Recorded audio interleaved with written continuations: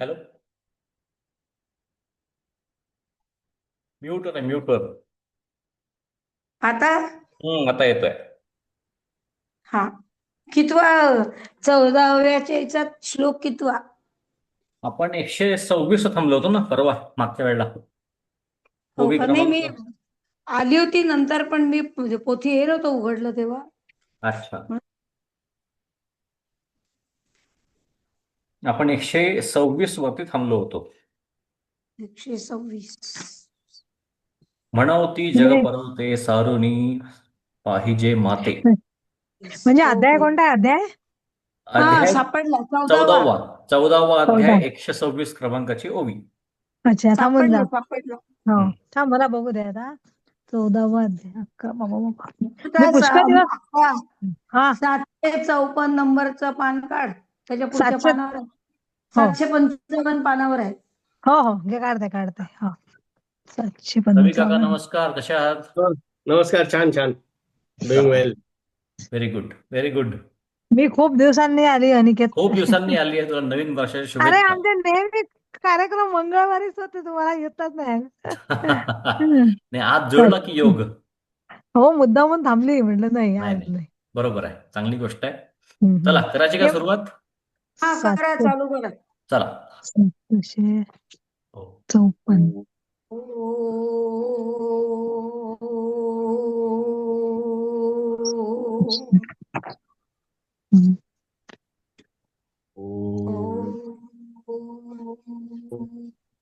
754. हम्म.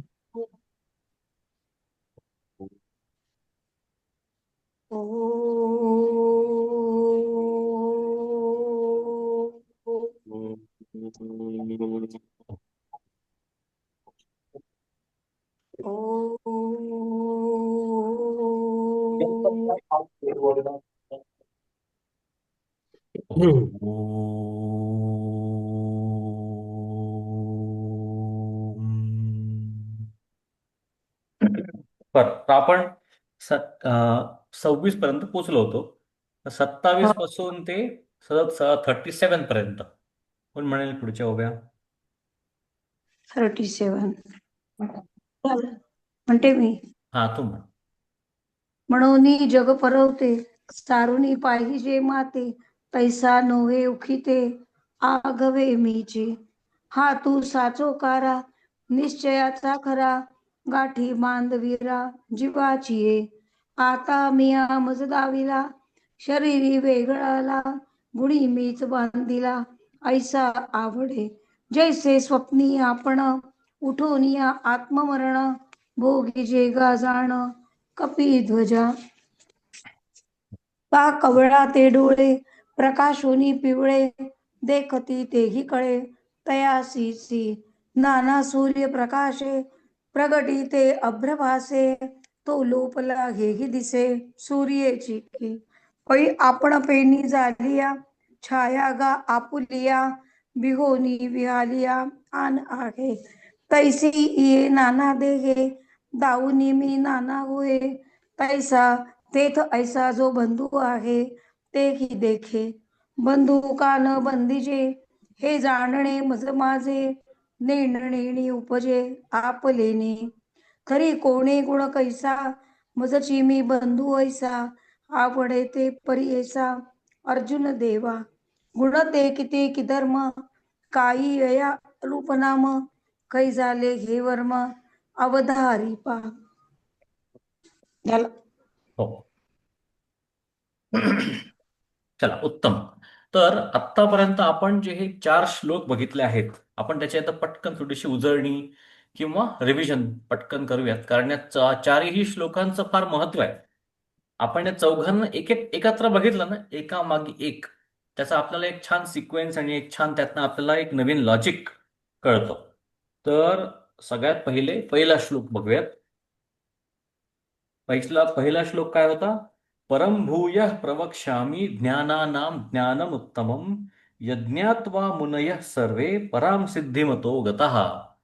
त्यांनी म्हटलेलं की ज्ञानामध्ये उत्तम आणि श्रेष्ठ असलेले ज्ञान मी तुला पुन्हा सांगतो, आणि हे ज्ञान जाणून सर्व मुनी देह आदी बंधनातून मुक्त होऊन परमसिद्धीला किंवा मोक्ष पावतात.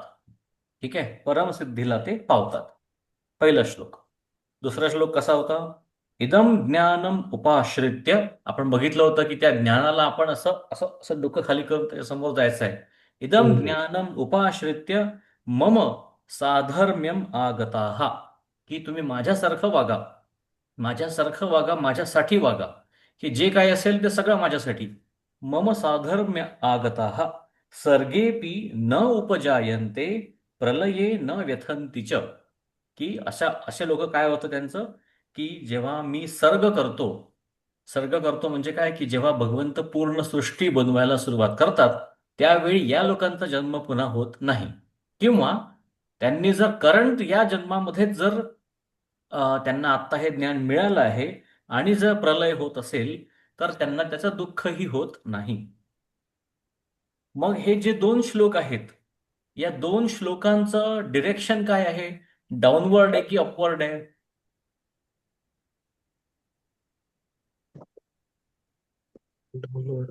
डिरेक्शन आहे अपवर्ड. अपवर्ड आहे. अपवर्ड आहे दोन्ही. अपवर्ड आहे.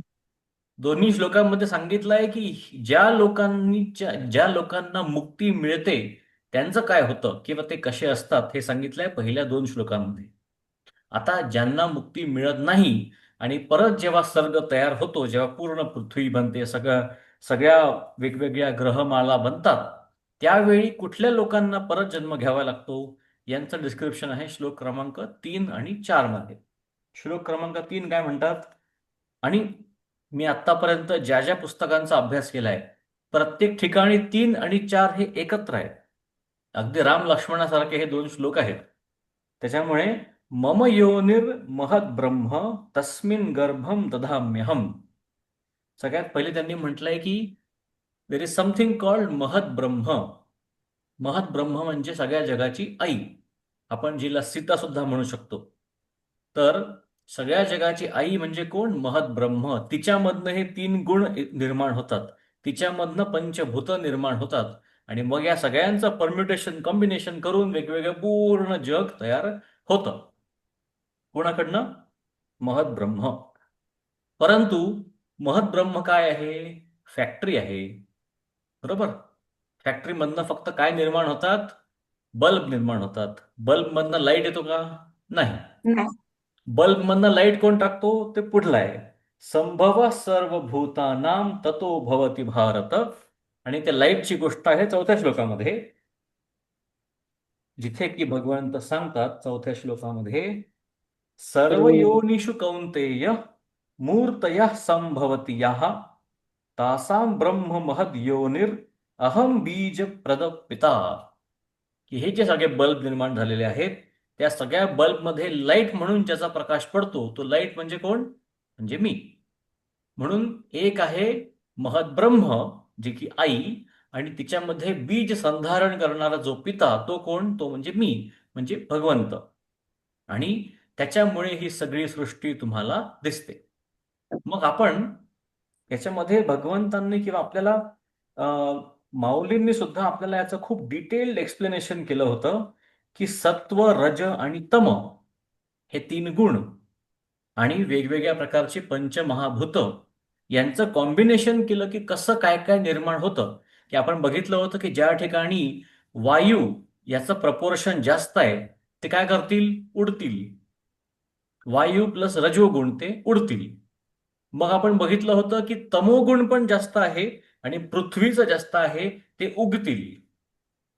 बरोबर? त्याच्यामुळे असं आपल्याला माऊलींनी एकदम छान सोप्या सोप्या शब्दांमध्ये सगळं शिकवलं की की कसं वेगवेगळ्या प्रकारचे उत्पत्ती आपल्याला बघायला मिळते. आता याच्यामध्ये एक शब्द फार महत्वाचा आलेला आहे. तो शब्द होता प्रलय. खूप वेळेला आपल्याला काय वाटतं, प्रलय म्हणजे एकदम अशी भयानक काहीतरी गोष्ट आता घडतीये की सगळीकडनं मोठ्या मोठ्या लाटा, सुनामी, आग लागली आहे सगळीकडे, याला म्हणतात प्रलय. ऍक्च्युली तसं नाहीये. वेगवेगळ्या ग्रंथांमध्ये सुद्धा याचं वर्णन आहे. शिवपुराणामध्ये सुद्धा याचं सांगितलेलं आहे की प्रलय म्हणजे काय. प्रलयमध्ये एक शब्द येतो लय. लयचा अर्थ आहे शांत होणे. की हा जो सगळा पसारा असतो तो हळूहळू हळूहळू हळूहळू शांत होतो, त्याला म्हणतात लय. आणि हा लय जेव्हा प्रकर्षाने होतो, सगळीकडे होतो, तो म्हणजे प्रलय. म्हणजे या पूर्ण ठिकाणी चालण्या फिरणारी गोष्टी, म्हणजे अगदी सूर्यमालेपासून तर मॉलिक्यूल पर्यंत गोष्टी ज्या गोल गोल फिरत असतात, त्या सगळ्या जेव्हा थांबतात, तो म्हणजे काय? प्रलय. तसं हं. म्हटलं तर आपल्या पण आयुष्यामध्ये रोज प्रलय येतो. आपल्या आयुष्यामध्ये रोज सर्ग येतो. रात्री तुम्हाला जेव्हा हळूहळू झोप यायला लागते, तेव्हा जणू तुम्ही झोपता. आणि झोपल्यावरती आपण जे काही कर्म केलं असेल, याचा अर्थ आपण जे काही जेवण केलं असेल, खूप जास्त ऑइली खाल्लं असेल, खूप जास्त जर तिखट जेवण जेवलं असेल, मग त्या सगळ्या कर्माची फळं आपल्याला भोगायला मिळतात. बरोबर? म्हणून भगवंत सुद्धा तसंच करतात, की भगवंत म्हणतात की ही सगळी माझी लेकरं आहेत. या सगळ्या लेकरांनी खूप सारी कामं केली आहेत. काही लोकांनी चांगली कामं केली, काही लोकांनी नाही केली आहेत. ज्या लोकांनी चांगली कामं केली आहेत, तेव्हा जेव्हा प्रलय होतो, तेव्हा त्यांना या सगळ्या पसाऱ्यापासून ते हळूच बाजूला करतात. किंवा ज्यांनी चांगली कामं नाही केली आहेत, मग त्यांचं आता बघतात की अच्छा, यांनी काय काम केलेलं, याचा गुण जास्त कुठला होता, कुठल्या प्रकारची कामं केली आहेत, हे सगळं मिळून एक AI अल्गोरिदम त्यांच्याकडे असेल असं मला वाटतं. आणि तो आत्मनिर्भर अल्गोरिदमनुसार मग ते डिसाईड करतील की आता याला व्हायचं आहे बाभोळीचं झाड. आयुष्यभर सगळ्यांना नुसता बोचलाच, आता जाऊन बोचत राहा सगळ्यांना. मग तो बनतो बाभोळीचं झाड. तर अशा प्रकारे आपल्याच कर्मांची फळं भोगण्यासाठी आपण परत येतो एका वेगळ्या योनीमध्ये. अशा कितीतरी 84 लक्ष योनी आहेत. योनी म्हणजे टाइप्स ऑफ बीइंग्ज, म्हणजे योनी. माशी झालं, बटरफ्लाय आपण बघितलं ना, जे बटरफ्लाय असतात त्यांचे हजारो प्रकार आहेत. पण बटरफ्लाय ही एक योनी, 84 लक्ष पैकी एक योनी, तिचे पण सब टाइप्स. मग चित्ता वेगळी योनी, ह्युमन्स वेगळी योनी, एलिफंट्स वेगळी योनी, अशा 84 लक्ष योनी आहेत, ज्यामध्ये जर आणि अजर दोन्ही आहेत. म्हणून अजर आणि अमर दोन्ही सुद्धा आहेत. तर असं सगळं आपण आतापर्यंत बघितलं. तर आता आपण जो बघितलेला होता, जी ओवी आपण आता बघितली 26 क्रमांकाची आणि 27 म्हणून पुढे, त्याच्यात काय लिहिलंय आता 27वी ओवी बघा. म्हणूनी जग परवते, सारुनी पाहिजे माते, तैसा नोहे उखिते आघवे विची. आता ही जी 27 क्रमांकाची ओवी आहे, तिचं छान कनेक्शन आहे. आणि कनेक्शन कशाशी असेल, तर मकर संक्रांतीशी कनेक्शन आहे. ठीक आहे? मकर संक्रांतीशी कनेक्शन आहे. आता संक्रांत येतेच आहे. कनेक्शन उद्याच असं आहे. उद्याच उद्या उद्या उद्या उद्याच. तर कनेक्शन कसं आहे, तर महाभारतामध्ये सगळं युद्ध जेव्हा सुरू होतं, तेव्हा भीष्म पर्वामध्ये भीष्म पडले त्या यांच्या शय्येवर, बाणशय्येवरती. आणि मग ते वाट बघत होते मकर संक्रांतीची. मकर संक्रांत जेव्हा येईल, त्याच्यानंतर शरीर सोडण्यासाठी चांगला काळ सुरू होतो.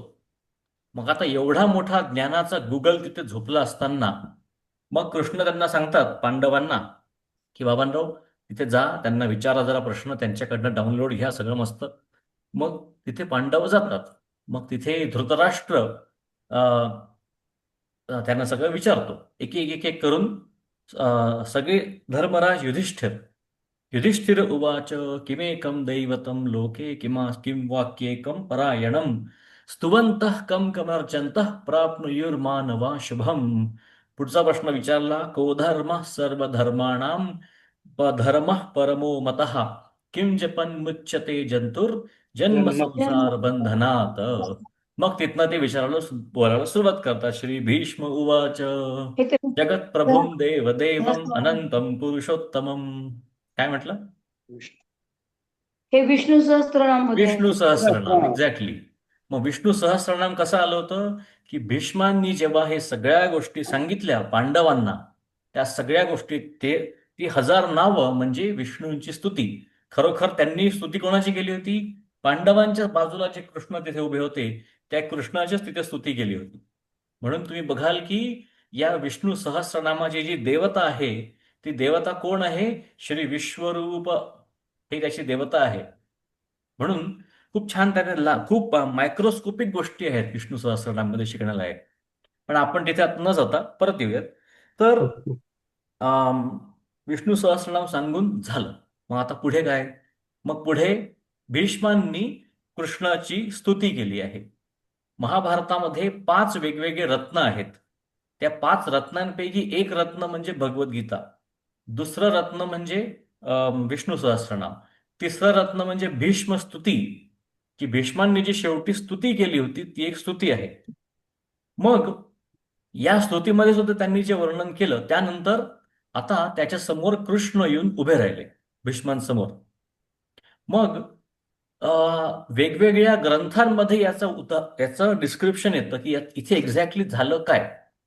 असा म्हणता येईल का की भीष्म मेले आणि त्यांचा नाही. जो जीव होता तो एका परत वरती गेला आणि एका दुसऱ्या बॉडीमध्ये गेला, असं झालं का? तर अजिबात झालेलं नाही. तर जीव हा जो असतो तो कसा असतो? ऊर्ध्वगामी असतो. जसं तुम्ही एखादी परफ्यूमची बॉटल घेतली आणि परफ्यूमची बॉटल घेऊन तुम्ही एका कोपऱ्यात ठेवली, तुम्ही काहीही न करता त्यातनं हळूहळू परफ्यूम वरती यायला लागतं आणि पूर्ण रूम मध्ये सुगंध फिरायला लागतो. थोड्या वेळाने ती रिकामी होते बॉटल. म्हणजेच काय झालं? ते ऊर्ध्वगामी होतं. तर जेव्हा भीष्म यांनी जेव्हा देह ठेवला तेव्हा त्यांच्या समोर प्रत्यक्ष कृष्ण उभे होते. म्हणून त्यांचा जो जीव आहे, जीवात्मा, तो जीवात्मा असा वर जाऊन परत दुसऱ्या बॉडीमध्ये न जाता तो जीवात्मा प्रत्यक्ष कृष्णामध्ये सम्मिलित झाला. आणि हे सगळ्यांनी बघितलं की त्यांचा जीव कृष्णामध्येच गेला. म्हणजे ते आता कृष्णमय झाले. म्हणून आता ही सगळी स्टोरी आपण बघितली मकर संक्रांतीची, जी आता उद्याच आहे. आणि कोइन्सिडन्स बघा की आपण 26वर थांबलो होतो. 27वी ही मकर संक्रांतीची आहे. तर आता 27वी परत बघा. म्हणोनी जग परवते, सारुनी पाहिजे माते, तैसा नो हे उखिते आघवे मीची. याचा अर्थ काय? की जेव्हा भीष्मांनी जेव्हा देह सोडला तेव्हा त्यांना काय कळलं की भीष्मांच्या आत जो जीव होता, त्या जीवाच्या आत जो परमात्मा होता, त्या परमात्म्यामध्येच तो जीव आत गेला.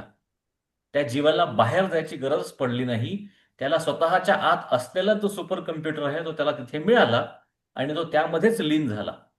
म्हणून ही पूर्ण ओवी त्या प्रोसेस बद्दल आहे. हा तू साचो कारा, निश्चयाचा खरा, गाठी बांधवीरा जीवाची ये. आता आता या गोष्टीमध्ये काय आहे की जसं मगाशी सांगितलं भगवंतांनी की मी हे सगळं काही सुरू केलं, की महत ब्रह्म सगळे तिने फॅक्टरीमध्ये सगळे शरीर बनवली. मग त्यामध्ये मी जीवांश टाकला. मग काय झालं? त्या जीवांशाला आधी माहिती होतं. ज्या मुमेंटला तो जीवांश त्या बॉडीमध्ये येतो तेव्हा त्याला माहिती असतं की मी कोण आहे, मी भगवंताचाच एक पार्ट आहे, अहम ब्रह्मास्मी, हे त्याला माहिती असतं. मग काय होतं? त्याला येऊन हे 3 गुण चिकटतात. मग त्याच्यामध्ये अहंकार येऊन चिकटतो आणि मग तो विसरतो की मी कोण आहे. मग भीष्मांच्या शेवटी काय झालं? हे तिन्ही गुण वेगळे झाले, अहंकार वेगळा झाला. मग त्यांना कळलं की मीच ब्रह्म आहे आणि मीच कृष्ण आहे. त्याच्यामुळे ते त्यांच्याच शरीरामध्ये कृष्णाला तिथे भेटले. बाहेर जायची गरज त्यांना पडली नाही. इथे आपल्याला हेच सांगतात की आपण जेव्हा इथे या शरीरामध्ये येतो, याच्याबद्दल एक खूप छान उदाहरण मी वाचलं. उदाहरण तुम्हाला सांगतो. उदाहरण कसं आहे की समजा एक मुलगा आणि एक मुलगी दोघ जण भेटले. त्यांची आत्ता फक्त मैत्री झाली आहे आणि मैत्री झाल्यावरती ते दोघ जण गेले एका मॉलमध्ये. मॉलमध्ये गेल्यावर त्या मुलीची जी बॅग होती ती त्या एस्केलेटरमध्ये अडकली आणि ओढता ओढता ती फाटली. मग आता ती मुलगी म्हणते, अरे माझी बॅग तर फाटली. मग तो मुलगा काही म्हणतो का? काही म्हणत नाही.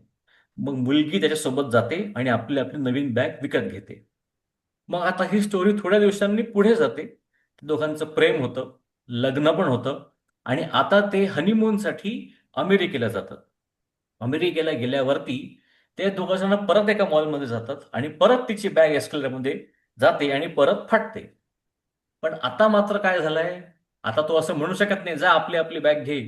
आता माझी बायको आहे, माझ्या बायकोची बॅग फाटली आहे, तर म्हणजे मलाच घेणं आवश्यक आहे, बरोबर? म्हणून ज्या क्षणी त्यांनी ही माझी आहे आणि हे मलाच करणं गरजेचं आहे असं म्हटलं, त्या क्षणी तो त्या सत्वगुणामध्ये अडकला आणि मग तिथनं अहम विसरला. हा आहे पूर्ण या खेळाचा एक छोटासा एक्झाम्पल, की हा जो देह आहे, हा देह जाणार आहे हेही माहिती आहे, हा देह वाढणार आहे हेही माहिती आहे, त्याचा अंत माहिती असून सुद्धा आपण त्याच्यामध्ये अडकतो, ही म्हणजे माया. आणि हेच आपल्याला इथे भगवंत शिकवत आहेत, की या मायेच्या पलीकडे बघून तुमच्यामध्ये जो मी आहे, तो एक नेव्हर एंडिंग सोर्स आहे, ती बॅटरी कधी संपणार नाहीये. त्याच्यामुळे तुम्ही त्याच्यावर लक्ष ठेवा. तुम्ही जर या बॉडीवर लक्ष ठेवलं, तर अरे माझे केस जरा पांढरे व्हायला लागलेत, इकडले केस जरा कमी व्हायला लागलेत, मग झोप जाते. म्हणजेच काय झालं, की आपली बुद्धी या देहामध्ये अडकली, की मग जसा देह तशी बुद्धी. पण आपली बुद्धी जर आपण अहम ब्रह्मास्मीमध्ये जर पक्की गेली, तर मग देहाला काहीही झालं तरी आपल्याला वाटतं की हा ठीक आहे, देह थोडासा म्हातारा होतोय, होऊ दे, जय श्रीराम, आणि आपण मूव्ह ऑन करतो. मग आपल्याला माऊली हे शिकवत आहेत. त्याच्यामुळे काय होतं, की आपण आपली आयडेंटिटी आपल्या मनामध्ये असलेली इतकी स्ट्रॉंग करतो, की आपल्या आजूबाजूला काहीही झालं तरी त्याचा आपल्यावरती काहीही परिणाम होत नाही, कारण आपण कोण आहोत हे आपल्याला माहिती आहे. तर आता मिया मज दाविला, बघा आता आता 29वी ओवी बघा. आता मिया मज दाविला, शरीरी वेगळाला, गुणी मीची बांधिला ऐसा आवडे. माझ्या शरीरामध्ये असलेला कृष्ण मला स्वतःला दिसला, त्याच्यामुळे हे सगळे गुण ऑटोमॅटिक बाजूला झाले. जैसे स्वप्नी आपण उठून या आत्ममरण, भोगी जेगा जाण कपिध्वजा. आता इथे कपिध्वजा त्याला म्हटलेलं आहे, अजून एक नाव कृष्णाचं, की ज्याच्या रथाच्या ध्वजावरती कपी म्हणजे कॉपी आहे. हनुमान हा. बसलेला आहे, तो कोण? कपिध्वज. Yeah. आता कावीळ, कावीळ बद्दल बोलले आहेत पुढल्या ओवीमध्ये, की म्हटलंय की का कवळा ते डोळे, प्रकाशनी पिवळे, देखती तेही कळे तयासी चिही. नाना सूर्यप्रकाशे, प्रकटिते अभ्रभासे, तो लोपला हेही दिसे सूर्याची की. पै आपण पेनी जालिया, छाया गा आपुलिया, बिहोनी बिहालिया आन आहे. आता बघा याचा अर्थ आपण एक एक करून बघू. म्हणून जग एका बाजूला सारून मग राहीन तो मी, असे पाहू लागल्यास तर मी दिसणार नाही, कारण सर्व जग मीच आहे. म्हणजे जर कोणी म्हटलं की नाही नाही, आता मला या सगळ्या जगाचा कंटाळा आलेला आहे, आता मी भगवंताची प्राप्ती करण्यासाठी माझी फॅमिली, माझं घर, सगळं काही सोडून जंगलात जाऊन राहणार आहे, म्हणजे काय, तुम्ही जग बाजूला केलं तर तर तुला मी दिसणार नाही, कारण हे जग म्हणजेच मी आहे, त्याच्यातच तुला मी शोधायचं आहे. मग पुढे म्हटलंय, तुझ्या चित्तामध्ये या निश्चयाविषयी पक्की गाठ मारून ठेव. काय निश्चय हवाय त्याला? आता अनेक भिन्न शरीरांनी जरी माझे दर्शन झाले, किंवा गुणांनी मीच बद्ध आहे असे जरी वाटले, किंवा अर्जुना स्वप्नातील जागेपणी, बघा स्वप्नातील जागेपणी, छान भाषा आहे, स्वप्नातील जागेपणी जसा स्वतःच्या मरणाचा सोहळा अगर भोग घडतो. याचा अर्थ काय, की स्वप्नात तर काही होऊ शकतं.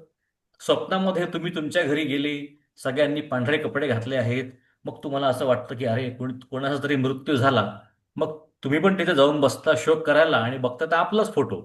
मग म्हणता की अरे मी मेलो, मी मेलो, मग घाबरून उठता. म्हणजेच काय झालं, स्वप्नामध्ये आपण आपलीच शोकसभा बघितली.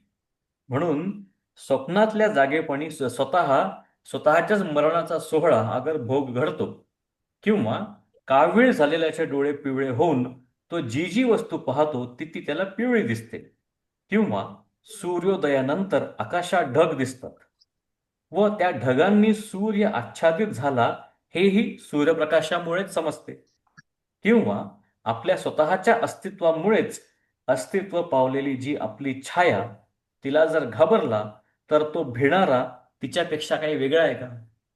जे हे हम्म. लहान मुलांसोबत होतं, ज्यांना छाया माहिती नसते, त्यांना असं वाटतं की काहीतरी काळं काळं माझा पिच्छा करताय, मी ज्या ज्या ठिकाणी जातोय त्या त्या ठिकाणी ती माझी मागे मागे येते. तर तू आणि ती छाया काही वेगवेगळे नाही, हे आपल्याला इथे माऊली सांगतायत. तसं आत्तापर्यंत काय होतं, जसं जसं जसं जसं हे सगळं आत्तापर्यंत सुरू होतं 33 पर्यंत. आता तसं सुरू होणार आहे 34 पासून. ऐसी ही आहे तैसी ना. तैसी इये नाना देहे, दाऊनिमी नाना होये, तेथ ऐसा जो बंधू आहे, तोही तेही देखे. की त्याप्रमाणे जगतात दिसणारे नाना देह मीच होऊन ते सर्व बद्ध आहेत हेही मीच जाणतो. म्हणजेच काय की आता याचे दोन अर्थ आहेत. ठीक आहे, दोन अर्थ. एक अर्थ आहे कृष्णाच्या पॉइंट ऑफ व्ह्यूनी, की कृष्ण जे सगळ्यांचे भगवंत आहेत त्यांना दिसतंय की या महाभारताच्या युद्धामध्ये कौरवांकडे आणि पांडवांकडे जे जे देह उभे आहेत हे माझ्याच फॅक्टरीतनं आलेले आहेत. त्यांच्यामध्ये जो लाईट टाकलेला आहे तो मीच टाकलेला आहे. त्याच्यामुळे हे कोणाला माहिती आहे? कृष्णाला माहिती आहे, कारण ते सगळ्या जगाचे पिता आहेत. त्यांनी मगाशी म्हटलं होतं ना, मी पिता आहे म्हणून. हे कृष्णाला माहिती आहे. दुसरा पॉइंट ऑफ व्ह्यू कोणाला माहिती आहे? ज्ञानेश्वर माऊलींना माहिती आहे, की ज्ञानेश्वर माऊलींचा जो मी आहे तो फक्त शरीरापुरता सीमित नसून त्यांचा मी हा कृष्णाचा मी आहे. म्हणून त्यांनाही असं वाटतं आहे की मीच हे सगळं केलेलं आहे आणि हे मीच तुम्हाला सांगतो आहे आणि ऐकणारा आणि वाचणारा सुद्धा मीच आहे. त्याच्यामुळे आपल्यामध्ये असलेलं ब्रह्म सगळ्यांमध्ये बघणं, ही जी अहम ब्रह्मास्मी प्रचिती आहे ती आपल्याला इथे दिसायला दिसते आपल्याला. बंधू का न बंधीजे हे जाणणे मज माझे, नेणणेची उपजे ते आपलेनी. तरी कोणे गुणे कैसा, मजची मी बंधू ऐसा, आवडे ते परियेसा अर्जुन देवा. गुण ते किती किन धर्म, काही यया रूप नाम, के झाले हे वर्म अवधारी पा. म्हणजे बद्ध आहे की बद्ध नाही वगैरे ज्ञानही माझे मलाच होते, पण हा सर्व खेळ किंवा प्रकार अज्ञानामध्ये म्हणजे स्वरूपाची ओळख नसल्यामुळे होतो.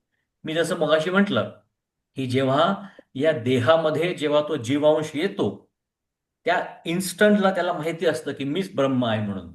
आत्ताच तर मीटिंग करून आला ना तो ब्रह्मासोबत. त्याच्यामुळे मीटिंग मधनं आल्यामुळे त्याला माहिती असतं. पण आता तो जसा आपण एखाद्या तो धुरंधर पिक्चर बघताना आपण तिकीट घेऊन मूव्ही हॉलच्या आत जाईपर्यंत आपल्याला माहिती असतं की बाहेर काय सुरू आहे, मला काय करायचं आहे. एकदा मूव्ही सुरू झाला की आपण बाहेरचं सगळं काही विसरतो. मग आपल्याला वाटतं की आपण पण तो हिरो आहोत आणि आपण पण तो त्या गाडीत फिरतो सगळीकडे. त्याच्यामुळे ज्यावेळी तो अहमभाव आला शरीरामध्ये त्यावेळी तो ते सगळं विसरतो आणि फक्त पुढचं ते बघतो. परंतु अर्जुना, आता आता सिक्रेट येते बघ 36व्या ओळीमध्ये. परंतु अर्जुना, कोणत्या गुणाने मी आपल्याला बद्ध असा कसा मानतो ते आता ऐक. हे बद्धची फिलिंग तुम्हाला काय येतं की आय एम स्टक, की आता मी म्हणजे हा छोटासा देहच आहे, याच्या पलीकडे माझं काही नाही, हे तुम्हाला का वाटतं ते आता पुढे येणार आहे. तर गुणांचे धर्म काय, त्यांचे नाम व रूप काय, ते आले कुठून याचे रहस्य तू आता ऐक. म्हणजे बेसिकली आजकाल प्रत्येक टीव्ही सिरियलमध्ये मूवीमध्ये काय असतं की आजकाल ना आमचं ते मार्वल नावाची कंपनी आहे जी वेगवेगळे कॉमिक्सचे पिक्चर बनवते. त्यामध्ये असे 5-6 हिरो मिळून एका मोठ्या विलनशी भांडतात. मग ते भांडण झालं, मग आता पुढे दाखवायचं काय, काहीतरी मटेरियल पाहिजे ना अजून पैसे कमवण्यासाठी. मग ते म्हणतात आता मी तुम्हाला सांगतो की हा हिरो कसा जन्माला आला, याला पॉवर कशाला मिळाल्या. त्याला म्हणतात ओरिजिन स्टोरी. मग त्या हिरोची ओरिजिन स्टोरी, असे 6 हिरो, त्यांच्या 6 ओरिजिन स्टोरीज, आणि हे सगळं मिळून जे पुराण असतं त्याला म्हणतात मार्वल फेज 6. आणि असे मार्वलचे फेजेस येत राहतात त्यांचे नवीन नवीन पुराण आणि ते पैसे कमवत राहतात. एनिवे, आपल्याला जे कृष्ण सांगतायत ते काही पैसे कमवायसाठी नाही, परंतु ते जे सांगणार आहेत ते पूर्ण जगाचं सत्य आपल्याला सांगतात. ही फक्त एक छोटीशी उपमा होती. तर आता आपल्याला हे तिन्ही गुण आणि त्या गुणांमधनं निर्माण होणारी प्रकृती त्यांची आपल्याला छान ओळख करून देणार आहेत. त्याच्यामुळे सत्वगुण, या सत्वगुणाचा आधार कार्ड आपल्याला 5व्या श्लोकामध्ये बघायला मिळणार आहे. कोण म्हणेल 5वा श्लोक? मी म्हणू? हा, म्हणा म्हणा. आधी मला वाटलं तिन्ही गुण आहेत आणि मग एक एक करून ते गुण येतील. पाहिजे 5वा श्लोक. सत्वं रजस्तम इति गुणा प्रकृती संभवा निबध्नन्ति महाबाहो देहे देहिनमव्ययम्. हे पराक्रमी अर्जुना, सत्व, रज व तम असे हे प्रकृतीपासून उत्पन्न झालेले गुण देहात अव्यय देहवान आत्म्याला बद्ध करतात. तरी सत्वरजतम तिघासी हे नाम आणि प्रकृती जन्म भूमिका यया. येथे सत्वते उत्तम, रजते मध्यम, धीमाजीतम, सावीर या धारे. हे एकेची वृत्तीच्या ठाई, त्रिगुणत्व आवडे पाही, वयसात्रय देही एकी जेवी. का मीनलेनी किडे, जव जव तूक वाढे, तव तव सोने हीन पडे, पांचिका कसी. पै सावधपण जैसे, वाहविले आळसे, सुषुप्ती बैसे घणावोनी. तैसी अज्ञानांगिकारे, निघाली वृत्ती विखुरे, ते सत्वरजद्वारे तमही होय. तमही होय अर्जुनागा जाण, यया नामगुण आता दाखवू खुण, बांधिती ते तरी क्षेत्रज्ञ दशे. आत्मा मोटका पैसे, हे देहमी ऐसे मुहूर्त करी. आजन्म मरणांती, देहधर्मी समस्ती, ममत्वाची सुती घे ना जव. जैसी मीनाच्या तोंडी, पडे ना जव उडी, तव गळ आसुडी जळ पारधी. बघा काय सुंदर उदाहरण दिलंय माऊलींनी. एकदम फिशिंग उदाहरण दिलंय, फिशिंग सगळ्यात शेवटचं, की मीनाच्या तोंडात असलेला जो गळ आणि त्या गळामध्ये अडकला की पटकन त्याला वर काढतात. बरं, आधी हा आपण श्लोक बघूयात. नावं आधी दिलेली आहेत. सत्वम रजस्तम इति गुणाः, हे झालं पहिलं चरण. सत्वम रजस्तम इति गुणाः प्रकृती संभवाः. आणि संभवाः याचा अर्थ आहे जन्म होतो. कुठून जन्म होतो? प्रकृतीमध्ये. प्रकृतीचा दुसरा शब्द काय? महत ब्रह्म, जे आपण मगाशी शिकलो. हे आपल्याला क्रोनॉलॉजी लक्षात ठेवायची आहे. हे सगळे श्लोक एकमेकाशी कनेक्टेड आहेत. त्याच्यामुळे हे महाबाहो, हे आता गुण कसे आहेत ते तू लक्षात ठेव. तर सत्वम रजस्तम इति गुणाः प्रकृती संभवाः निबंधन्ति महाबाहो देहे देहिनम अव्ययम. या देहामध्ये जो अव्यय, व्यय म्हणजे याचा घट होते, तो होते व्यय. बरोबर. जगामध्ये कुठलाही तुम्ही पदार्थ म्हणा, व्यक्ती म्हणा, सगळ्यांचा व्यय सुरूच आहे. म्हणून जो अव्यय आणि अविनाशी असा जो आत्मा आहे, तो या देहामध्ये येतो. आणि आल्यावरती काय होतं? निबंधन्ती, की तो त्यामध्ये बंधला जातो. तर हे गुण देहांमध्ये अविनाशी जो देही किंवा आत्मा, त्याला बंधन करतात असं दिसतं. ठीक आहे, हे असं दिसतं. आता याच्यावरच्या ओव्या बघा. तरी सत्व रजतम तिघांसी हे नाम आणि प्रकृती जन्मभूमिका यया. प्रकृती ही यांची जन्मभूमी आहे. येथ सत्व हे उत्तम, रजते मध्यम आणि तिहीन माझी तम, साविया धारे. साविया धारे म्हणजे कनिष्ठ आहे, अतिशय सगळ्यात कमी म्हणजे हे काय आहे? तमोगुण आहे. हे एकेची वृत्तीच्या ठाई, त्रिगुणत्व आवडे पाही, वयसात्रय देही एकी जेवी. हे एकीची वृत्तीच्या ठाई, त्रिगुणत्व आवडे पाही, म्हणजे जसं एकाच आईचे 3 मुलं, एक मुलगा एकदम शहाणा, एक मुलगा बिझनेसमॅन आणि एक मुलगा पूर्ण गुंड, म्हणजे फुल गब्बर सिंग. पण आई ती एकच, पण तिचे मुलं मात्र 3 वेगवेगळे.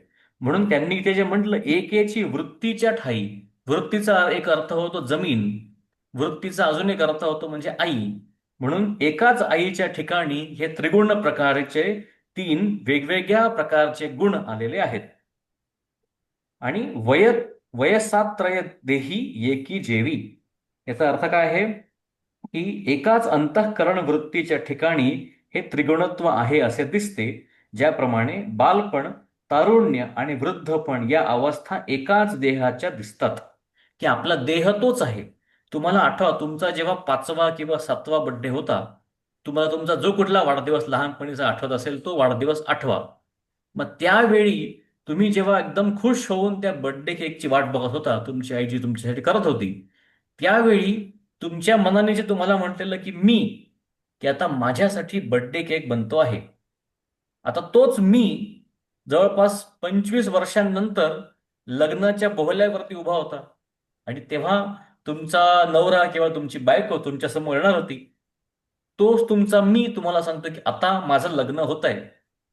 आणि आता तोच मी अजून 20 वर्षानंतर जेव्हा एखाद्या आरशासमोर उभा असेल, स्वतःकडे बघून म्हणेल की अरे मी तर आता म्हातारा झालो. म्हणजेच काय झालं, तुमच्या आत असणारं जे सॉफ्टवेअर आहे मी, ते तेच राहिलं, फक्त बाहेरची बॉडी चेंज होत राहिली. म्हणून हे त्यांनी म्हटलंय की सॉफ्टवेअर आणि हार्डवेअर दोघांमधला डिफरन्स. आणि म्हणूनच याच्या सेकंड हाफमध्ये, दुसऱ्या चरणामध्ये जे म्हटलंय, देहिनम अव्ययम, तो जो मी आहे तो काय आहे, अव्यय आहे. तो देही आहे, देहामध्ये राहणारा देही. म्हणून तो देही अव्यय आहे. देह कसा आहे, व्यय आहे. का मीन लेनी किडे, जव जव तूक वाढे, तव तव सोने हीन पडे पांचिका कसी. की सोन्याला डाग लावून जो जो त्याचे वजन वाढते, तो तो ते फिके दिसते व कसाला कमी उतरते. आता अजून एक उदाहरण, म्हणजे हे सगळे काय सुरू आहे, हळूहळू अधोगती सुरू आहे. पै सावधपण जैसे, वाहविले आळसे, सुषुप्ती बैसे घणावोनी. की एखादा आळस जसा जागृती नाहीशी करतो, त्याप्रमाणे सुषुप्तीचा अंमल घट्ट बसतो. एखादा मुलगा, समजा एखादा मुलगा फार एकदम छान आंघोळ करून नवीन कपडे घालून स्कूलला आलेला आहे, आणि त्याच्याकडे नवीन स्कूलचं रजिस्टर पण आहे. पण एक छोटासा घोळ झाला. त्याची जी आई होती, त्याची आई होती फार इमोशनल, आणि आज माझं बाळ शाळेला जात आहे ग पहिल्यांदा, असं म्हणून तिने तिच्या मुलासाठी छान आलू पराठे बनवले, एक त्याला डब्बा भरून त्याला लाडू पण दिले, आणि दूध पण पाजलं, आणि सोबत एक चॉकलेट पण दिलं. एवढा सगळा प्रसाद घेतल्यावरती तो मुलगा जेव्हा बसतो तिथे येऊन, मग त्याला काय येते, झोप येते. मग त्याची जी सुषुप्ती होती ती झाली हेवी, आणि त्याची जागृती होती ती झाली वीक. त्याच्यामुळे चांगल्या गोष्टी चुकीच्या वेळा केल्या की चुकीच्या गोष्टी होतात. हा त्यातला एक छोटासा एक एक्सपिरियन्स, नाही उदाहरण देतोय, एक्सपिरियन्स नाही ना, कारण माझी आई इथेच बसली आहे. मला म्हणाली मी तुला कधी डबा दिला होता शाळेत द्यायच्या आधी?" उगीच आईवरती आरोप चालू सेशनमध्ये. बरं, तर मी काय म्हणत होतो की पै सावधपण जैसे, वाहविले आळसे, सुषुप्ती बैसे घाणा बोनी. याचं एक छोटंसं कनेक्शन आपल्या आयुष्यासोबत सुद्धा आहे बरं का.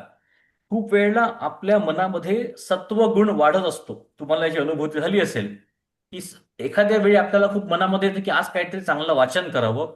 मग आपण छान तिथे जातो, एखादं चांगलं पुस्तक घेतो, वाचन करायला सुरुवात जस्ट केलेलीच असते.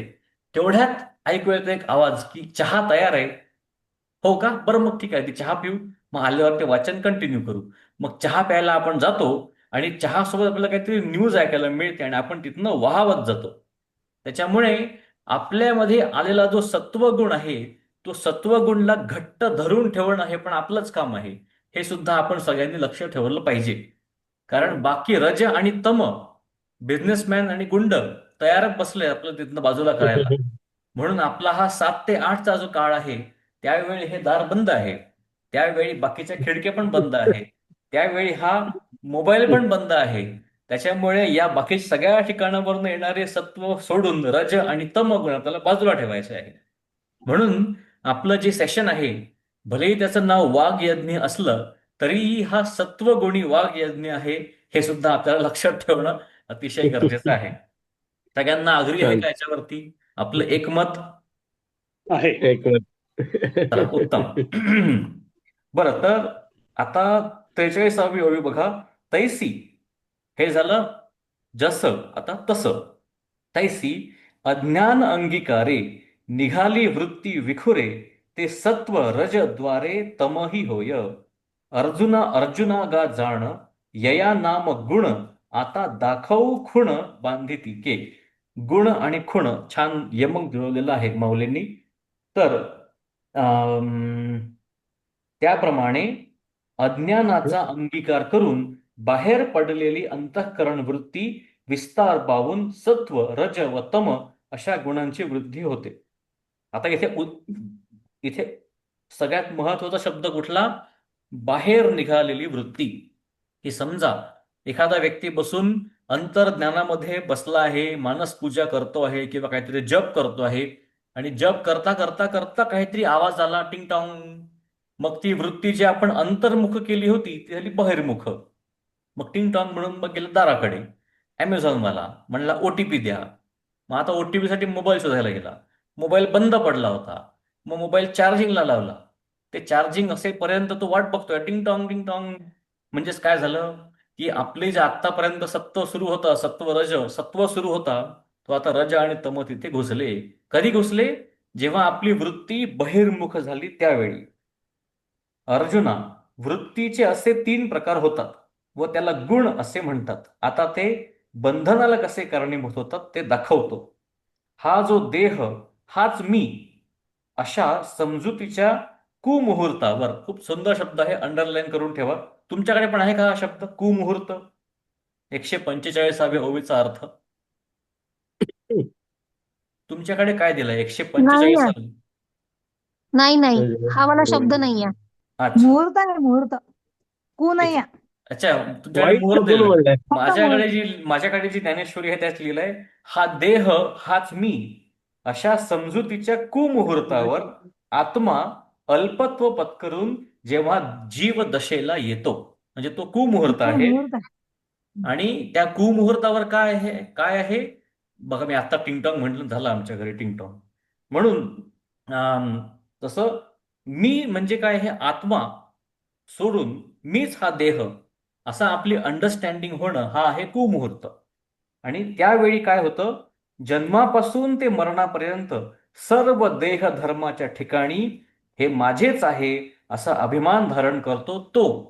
हा काय आहे? हे सगळे गुण आहेत. याचा अर्थ किंवा याचा अर्थ असा की सगळ्यात पहिला माझा कशाला चिकटतो? देहाला. की आता मी खुश आहे, आज मी मोठा झालोय, आज मी म्हातारा झालोय. मग मग येतं की ही माझी बायको आहे, ही माझी मुलगी आहे. हे झालं परत मीचं थोडंसं एक्सटेन्शन. मग आता हा जो मी आहे, हा मी सुखी असला पाहिजे. मग त्याच्यासाठी काय करायला पाहिजे? रजोगुणाला आणा. मग आपण काम करायला लागतो. मग तो जो मीचा आपलं डेफिनेशन चेंज झाली, तेव्हापासून या सगळ्या गोष्टी चेंज व्हायला सुरुवात होतात. तर या ठिकाणी मला एक रामायणातलं खूप छान उदाहरण आठवतं की उदाहरण असं आहे की जनक जे राजा होते, जनक राजांची ओळख कशी आहे की अतिशय धार्मिक राजा आणि ब्रह्मज्ञानी राजा. कारण अशाच राजाच्या घरीच तर सीता येऊ शकते ना, कोणाची घरी येईल का? तर जनक राजा एकदा, आणि त्यांच्या आवडीची गोष्ट काय होती की ऋषींच्या आश्रमामध्ये जायचं, एकटं जायचं, नो गार्ड्स टुगेदर. एकटं जायचं ऋषींच्या आश्रमामध्ये, तिथे बसून, जमिनीवरती बसून त्यांच्याकडनं कथा श्रवण करायचा, सत्संग करायचा, ही त्यांची आवड. तर असंच ते एकदा ऋषींच्या कडे बसून ऐकत होते सत्संग. कथा सुरू होती आणि तेवढ्यामध्ये एक माणूस धावत पळत आला आणि त्याने सांगितलं की अरे, सगळीकडे आग लागली आहे, पूर्ण मिथिला नगरीमध्ये आग लागली आहे, महल जळतायत सगळे, आणि ती जी आग आहे ती आपल्या आश्रमापर्यंत सुद्धा येते आहे. हे ऐकल्याबरोबर आजूबाजूला जे योगी लोक बसले होते ते पण तिथनं उठले आणि पळायला लागले. त्यांना वाटलं की अरे, माझ्याकडे जी एकच माझ्याकडे धोती आहे, माझं जे काही छोटंसं सामान आहे, ते ते मला सेव्ह करायला पाहिजे. पण जनक राजांनी मात्र काही केलं नाही.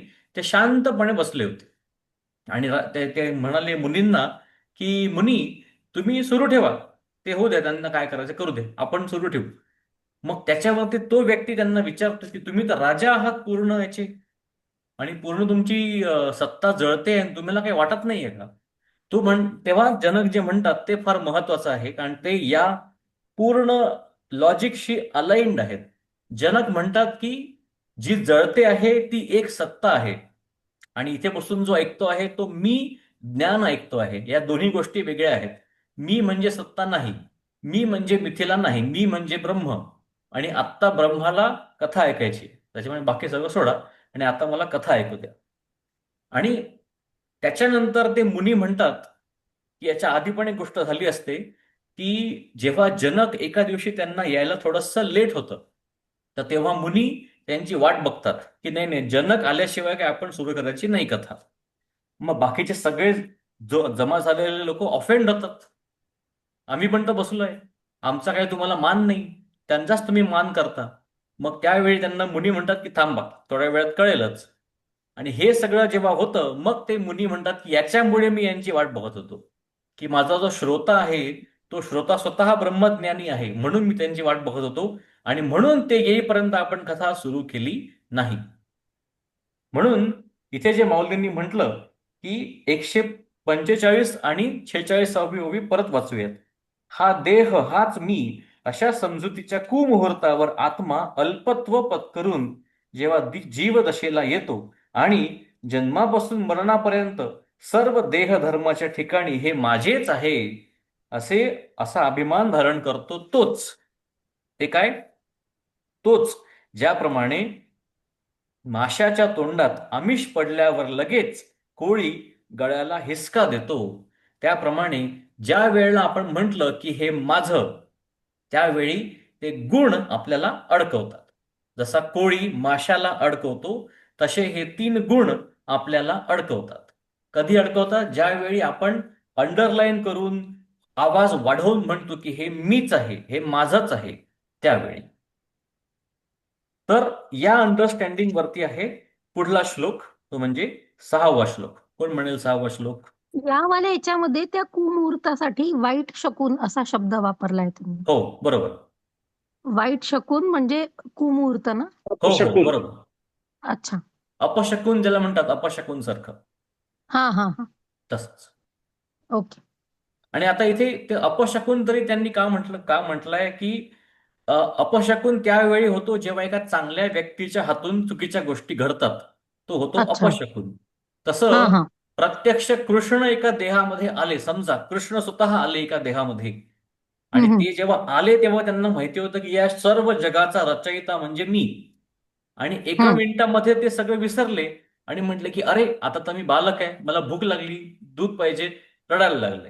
म्हणजेच काय झालं? सगळं काही नॉलेज विसरले. तर धन्यवाद. ज्या क्षणाला तुम्ही तुमचं सगळं काही विसरता, तो होतो कुमुहूर्त. अच्छा.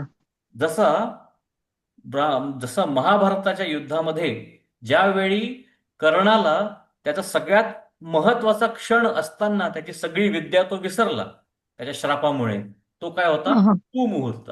कुमुहूर्त. म्हणून ओके. आपल्यासाठी कुमुहूर्त कधी? ज्यावेळी आपण अहम ब्रह्मास्मी विसरून अहम अनिकेतास्मी असं म्हणू, तो म्हणजे कुमुहूर्त. हो. तसं. तर आता आपण जाऊयात 6व्या श्लोकाकडे. हा, तर कोण म्हणतंय 6वा श्लोक आणि त्यावरच्या ओव्या 48 पासून म्हणू का? ते 59 पर्यंत? अरे तुला ऐकू म्हणू नाही आलं का? तू म्हणू का? कोण म्हणताय? हा, रवी काका म्हणा. हा. तत्र सत्वं निर्मलत्वात् प्रकाशकमनामयम् सुखसंगेन बध्नाति ज्ञानसंगेन चानघ. अर्थ, हम्म. त्या 3 गुणातील सत्व हा गुण निर्मळ स्वच्छ असल्यामुळे प्रकाशक व पीडारहित उपद्रवरहित आहे. हे निष्पाप अर्जुना, हे तत्व ते सत्व सुखाच्या संघाने आसक्तीने ज्ञानाच्या संघाने बांधते, आत्म्याला बांधते. 23 सत्वे लुब्धके सुखज्ञानाची पाशके वेळी जती मग खुडके मृगू जैसा मग ज्ञाने चडफडी जाणीवेचे खुरखोडी स्वयं सुख हे धाडी हातीचे गा तेव्हा विद्यामाने तोखे लाभ मात्रे हरिखे मी संतुष्ट हेही देखे श्लाघो लागे म्हणे भाग्यना माझे आजी सुखिये नाही दुजे विकाराष्टके पुंजे सात्विकाचेनी आणि येणे ही नसरे लांकण लागे दुसरे जे विद्वत्तेचे भरे भूत अंगी आपणची ज्ञानस्वरूप आहे ते गेले हे दुःख न वाहे की विषय यज्ञाने होये गगना एवढा रावो जैसा स्वप्नी रंकपणे रिधे धानी तो दो दाणा मानी इंद्रुनामी तैसे गा देहातीत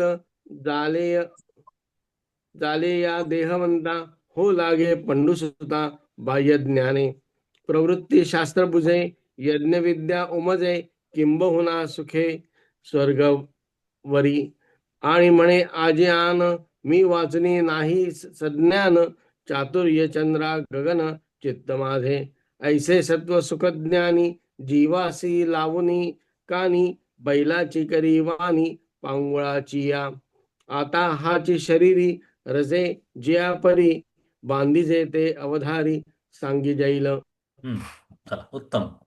तर आत्ता उदाहरण कशाचं होतं? पूर्ण डिस्क्रिप्शन सत्वगुणाचं होतं. आणि या पूर्ण श्लोकामध्ये एक खूप महत्वाचा शब्द आहे. या श्लोकाचा सगळ्यात शेवटचा शब्द कुठला आहे?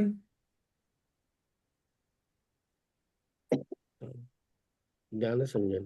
चानघ. ज्ञानसंज्ञेन चानघ.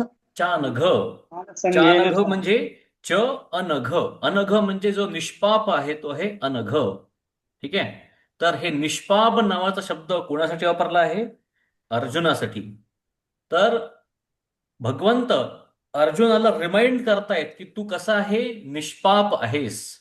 की तू जेव्हा आता समजा एखादी शाळा आहे. पुढल्या काही मिनिटांसाठी आपण आता शाळेच्या विश्वामध्ये जाणार आहोत. तर समजा एखादी शाळा आहे. त्या शाळेमध्ये प्रत्येक मुलाचा एक काहीतरी ट्रॅक रेकॉर्ड असतो.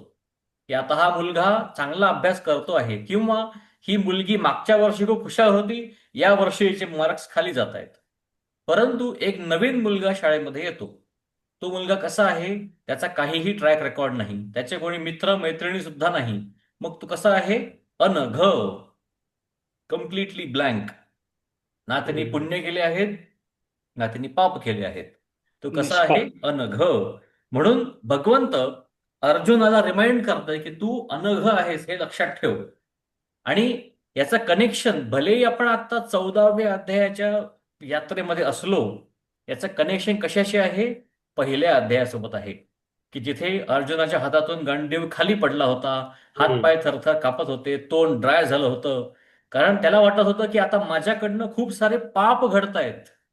म्हणून भगवंत भगवंतांनी अर्जुनाच्या सगळे प्रश्नांची उत्तर दिली 11व्या अध्यायापर्यंत. 11व्या अध्यायानंतर जे सुरू आहे ते सगळं आपल्यासाठी मेजवानी आहे. म्हणून तोपर्यंत त्यांनी विचारलेल्या प्रश्नांची उत्तरं, टेक्निकल एनालिसिस, हे सगळं सुरू होतं. आता इथून पुढच्या सगळ्या गोष्टी ज्या आहेत त्या सगळ्या ज्ञानाच्या गोष्टी आता सुरू होत आहेत. तर या ज्ञानामध्ये त्यांनी म्हटलंय तत्र सत्वम निर्मलत्व. छान एकदम असं रायमिंग आहे. तत्र सत्वम निर्मलत्व. मग पुढे म्हटलंय आत्मप्रकाशकम अनमा अनामयम. आत्मप्रकाशमम अनामयम. सुख संगेन बध्नाती ज्ञान संगेन चानघ. की या ठिकाणी दोन दोऱ्या आहेत. ठीक आहे, दोन दोऱ्या. एक दोरी आहे ज्ञान, दुसरी दोरी आहे सुख. आता आपण त्या शाळेतच परत जाऊ. त्या शाळेमध्ये आलेला तो नवीन मुलगा, ज्याचा आतापर्यंत कोणी मित्र नव्हता, काही नव्हतं. पहिल्याच क्लासमध्ये त्याच्या सरांनी काहीतरी विचारलं, प्रश्न एकदम डिफिकल्ट प्रश्न विचारला. आणि कोइन्सिडेंटली या मुलाला ते माहिती होतं. त्याने लगेच हात वरती केला, मला माहिती आहे. आणि त्यांनी कॉन्फिडेंटली ते उत्तर दिलं. उत्तर दिल्याबरोबर सरांनी त्याला पुढे बोलवलं, सगळ्यांना सांगितलं याच्यासाठी टाळ्या वाजवा, आणि त्याला एक छान चॉकलेट सुद्धा दिलं. त्याच्यामुळे काय झालं? आता त्या मुलासाठी हे सर म्हणजे फेवरेट सर. त्यांनी वाहवाही केली ना, त्यांनी चॉकलेट पण दिलं. म्हणजे सत्वगुण याच्यामध्ये आला. कशाने आला? दोन गोष्टींनी आला. ज्ञानामुळे आला आणि सुखामुळे आला. आता इथे भगवंतांनी सांगताना उलट सांगितलंय. या श्लोकाचं दुसरं चरण बघा. सुखसंगेन बध्नाती. सुखसंगेन बध्नाती. की तुम्ही रात्री 9 वाजता चॅनल चेंज करताय, तुम्हाला कुठली तरी सिरियल बघायची आहे, एक सिरियल तुमच्या आवडीची दिसली, त्यात तुम्हाला सुख मिळतं, म्हणून सुखसंगेन 9 वाजता बध्नाती. मग त्या पुढच्या दिवसापासून तुम्ही बंधनात अडकले की त्याचं आता काय झालं पुढे? कालच्या तर एपिसोडमध्ये तिने वर्णामध्ये मुद्दाम मीठ कमी टाकलं होतं. आता तिच्या सासूची त्याच्यावरती काय रिॲक्शन, ते ऐकण्यासाठी उद्या परत येऊन बसा 9 वाजता. मग उद्या कळेल की सासू तर काहीच बोलली नाही. का काही नाही बोलली त्यासाठी परवा परत 9 वाजता येऊन बसाल. म्हणून काय झालं? सुखसंगाने बध्नाती. मग पुढे म्हटलंय ज्ञानसंगेन चानघ. दुसरा संघ, दुसरा दोर कुठला आहे? ज्ञानाचा आहे. हे ज्ञान दोन प्रकारचं. एक, आपल्याला जाणून घेण्याची असलेली भूक, त्याच्यामुळे आपण ते करत राहतो की हिच्यात सिक्रेट काय आहे, पण सिक्रेट काय आहे, कशामुळे कोण खून करताय हे सगळ्या सिरियलमध्ये. ज्ञान संगेन बदनाती. आणि दुसरं, आता समजा ही पूर्ण सिरियल अतिशय कॉम्प्लिकेटेड आहे, ती तुम्ही पूर्ण बघितली, तुम्हाला कळली, आणि आता तुम्ही तुमच्या मित्रांच्या किंवा मैत्रिणींच्या ग्रुपमध्ये गेले आणि त्यांनी कोणीतरी म्हटलं की काय म्हणतात ना, मला काहीच कळत नाही. मग तुम्ही म्हणता, ऐक थांब थांब, मी तुला सांगतो ना, मला माहिती आहे, मला हे सगळं माहिती आहे. मग तुम्ही त्यांना हळूहळू डिटेल सगळं एक्सप्लेन करतात की कसं झालं.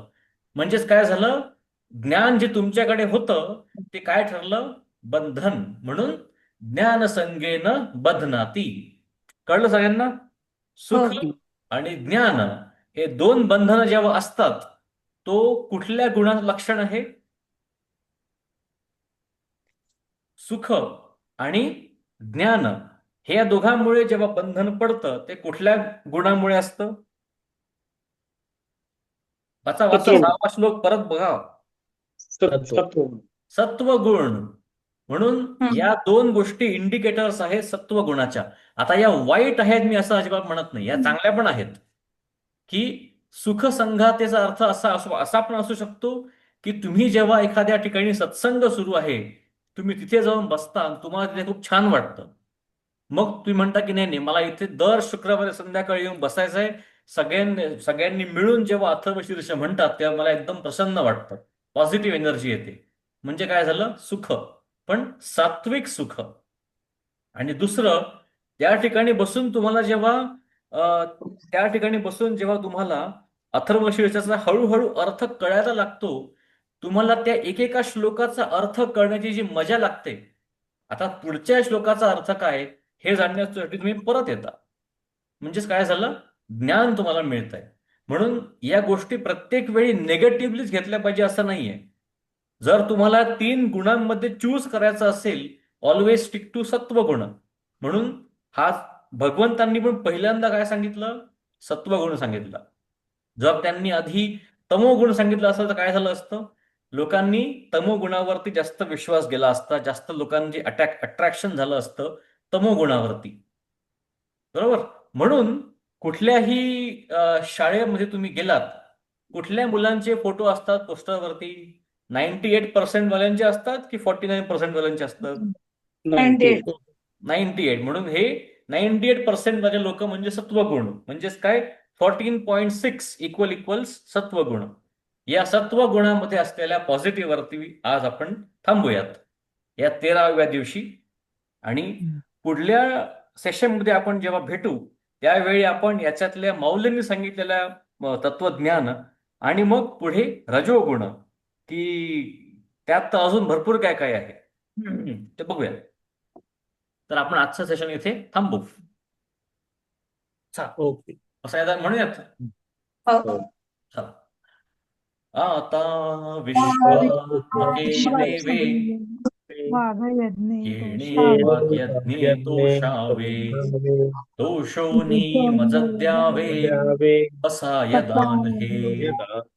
ये खळांची व्यंकटी सांडो, तया सत्कर्मी रती वाढो.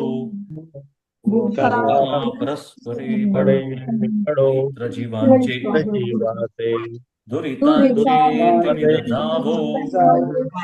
विश्वस्वधर्म सूर्ये पाहो, जो जो जे मानशील तो ते लाहो. प्राणी जात वर्ष सकळ मंडळी, ईश्वर निष्ठांची मांदियाळी. अनवरत भूमंडळी, भेट भूता चला कल्पतरूचे आरव. चेतना चिंतामणीचे गाव, बोलते जे अर्णव. पीयूषांचे चंद्रमे जे अलांछन, मातंड जे तापहीन. ते सर्वाही सदा सज्जन, सोय रे होतो. किंबहुना सर्व सुखी, पूर्ण होमी तिन्ही लोकी लौकी भजिजो आदिपुरुषी पुरुषे अखंडित अखंडित आणि ग्रंथोपजीविये विशेषी लोकी ये दृष्टा दृष्ट विजये हो आवेजी येथ म्हणे श्री विश्वेश्वरावो हा नीलदान पसावो येणे वरे ज्ञान देवो सुखिया झाला सुखिया झाला सुखिया झाला येणे वरे ज्ञान देवो सुखिया झाला पंढरीनाथ महाराज की जय माऊली ज्ञानेश्वर महाराज की जय जगद्गुरु संत तुकाराम महाराज की जय श्री कृष्णार्पणमस्तु बेस्ट. छान छान झालं. छान. चांगलं मस्त. समजलं. इंटरेस्टिंग आहे ना अध्याय Yes. एकदम एकदम इंटरेस्टिंग. सेशन छान झालं. चला धन्यवाद मला धन्यवाद एक विचारायचं होतं. हा बोला ना मी आता काही दिवसांपूर्वी युट्यूबवर एक व्हिडिओ पाहिला होता हम्म, ज्याच्यामध्ये त्यांनी दिलं होतं की ज्ञानेश्वरीचा जो अध्याय 4था आहे हम्म, त्याच्यात पहिल्या 5 ओव्या म्हणजे जे श्लोक हो. आहेत हो. ते जर रोज आपण म्हटले तर त्यांनी डोळ्यांचे किंवा कानाचे कोणाला आजार असतील तर ती बरी करण्याची त्याच्यामध्ये क्षमता आहे म्हणून. तर असं आहे का म्हणजे मला ते विचारायचं होतं की असे जे आजकाल कारण की असं आहे ना अनेक व्हिडिओज असे याच्यात की ज्याच्यामध्ये नॉलेज जे शेअर केलेलं असतं ते बरोबर नसतं. तर हम्म. म्हणून मला तुम्हाला विचारायचं होतं की असं आहे का म्हणून. आता हे जे 4था अध्याय आणि काय 4था अध्याय 4था अध्याय अध्याय पहिले 5 श्लोक. पहिले 5 श्लोक नाही ऍक्च्युली ना याच्यामध्ये श्रवण सुखाबद्दल बोललेलं आहे पहिल्या 5 हा ओव्यांमध्ये हा सांगितलं आहे हा सगळं ऐकण्याबद्दल आणि हा हा आम्ही सुद्धा आपण जेव्हा अभ्यास केलेला त्यावेळी काही श्लोक किंवा काही ओव्या मला वाटतं याच ओव्या आहेत की ज्या रोज म्हटल्या तर मणक्याचे आजार सुद्धा त्यांनी नाहीसे होतात. अच्छा त्याच्यामध्ये हिलिंग पॉवर आहे फॉर शुअर. हा हा आणि पण डोळ्यांबद्दल ते नव्हतं. मणक्याबद्दल आम्ही अच्छा एकदा चर्चा केली होती. पण याच्यामध्ये ओके एकदा मी परत वाचून तुम्हाला परत सांगू शकतो. कम बॅक टू यू हा सून. चालेल हो चालेल. हो डोळ्यांचं आणि कानाचं असं त्यांनी सांगितलंय म्हणजे इव्हन हो ज्या लोकांना चष्मा आहे त्याच्यानी हो चष्म्याचा हो हो नंबर काही लोकांना कमी झाल्याचं वगैरे पण हो त्यांचं हो असं म्हणणं आहे की म्हणजे ते स्वतःच डॉक्टर आहेत. तर हम्म त्यांनी असं सांगितलंय मी माझ्या पेशंट्सला हे सांगितल्यानंतर माझ्याजवळ पुष्कळ पेशंट्स परत आले आहे सांगायला की हम्म आमचे हे आजार बरे झाले आहे डोळ्याचे किंवा बरोबर. चष्म्याचा नंबर कमी झालाय असं. अच्छा बरं बरं.